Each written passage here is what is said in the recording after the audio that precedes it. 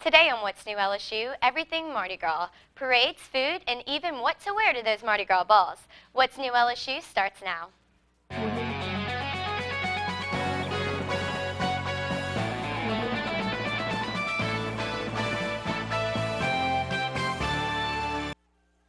Good evening, Tigers. I'm Lauren Graham. Thanks for joining us today. So here's the latest in LSU news.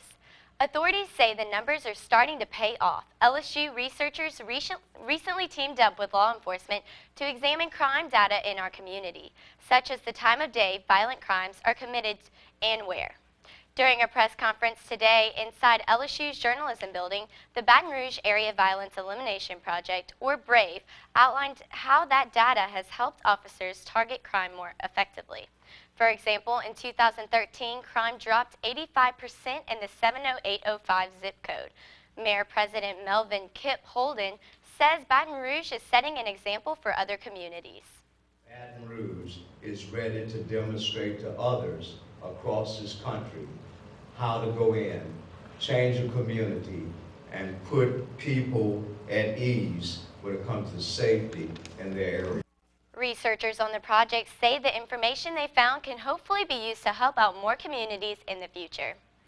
Well, Jordan Moshida gives it to us straight in this week's Ask Jordan. Thank you, Lauren. Tonight's question is one I think we can all sympathize with. Dear Jordan, I was texting a guy and all of a sudden he stopped talking to me. What happened? Don't you hate when that happens?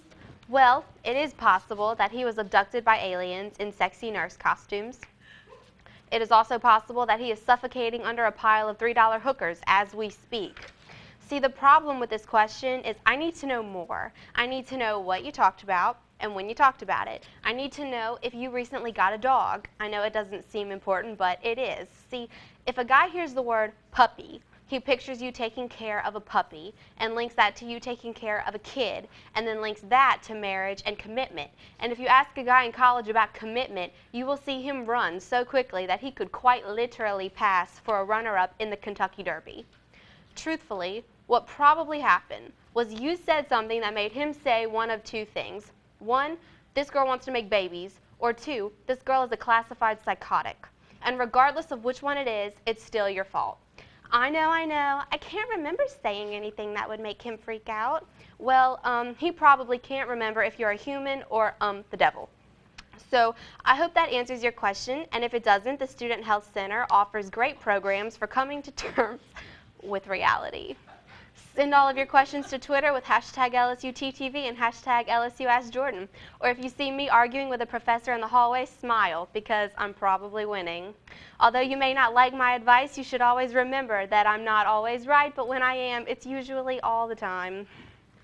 Thanks, Jordan. You always have the best advice. I know.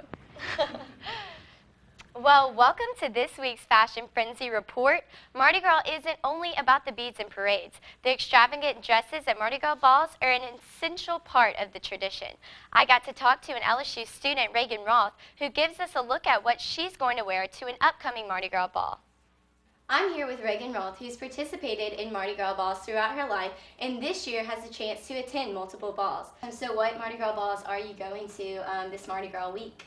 Well, for Mardi Gras week, I'm going to one on Monday, and which is for the crew of Bonaparte, and it's a really fun presentation. Everybody is like having a lot of fun, and I'm gonna wear this really pretty like emerald green dress. And on Tuesday night, I'm going to the crew of Gabriel's ball because my sister is getting presented in it. And it's more low-key, you know, more relaxed, and it's more of a formal presentation. You kind of just sit there, everybody's quiet, and she's getting presented with my dad. So I'm wearing like a simpler, it's a coral pink dress, and I actually found it. It's from Bloomingdale. All right, well, let's see the dress that you're going to wear to the ball. Okay. This is the dress I found at Dillard's. So cute. For a good price, and it's really light, so it's good for dancing. Yeah. And it's really comfortable to wear because you're going to be in it all night pretty much.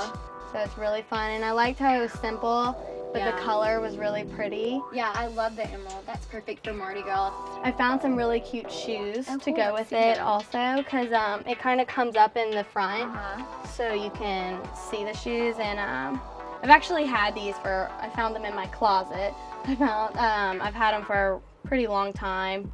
They're like my Mardi Gras shoes because they're really flashy. Yeah. They're a good Mardi Gras color, and Yeah. they're strappy and they're comfortable. It's not too Uh-huh. high of a heel.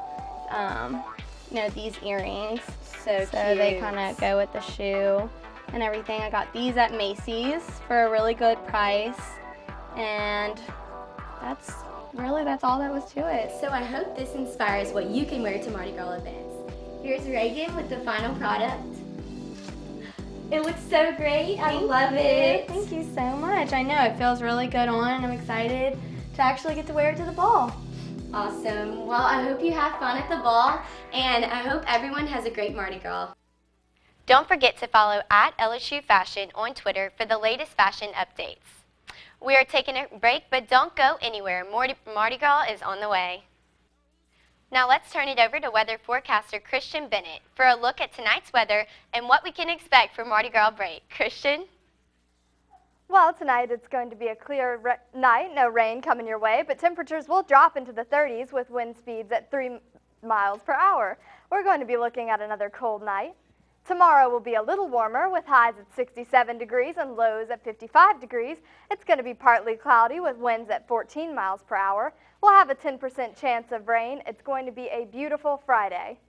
This weekend, we're going to see temperatures rise into the 70s with partly cloudy skies and a low chance of rain. It's beginning to look like a beautiful Mardi Gras weekend. However, we are going to see some storms starting toward the beginning of next week. That's your forecast. Tigers, enjoy your Mardi Gras break and keep sending your photos with the hashtag TigerTVWeather. Thanks, Christian. New Orleans has some new rules for Mardi Gras this year. Taylor Tyser has the scoop when we come back. Stay tuned. Hey Tigers, welcome back to What's New LSU. I'm Taylor Tyser bringing you the latest in entertainment news.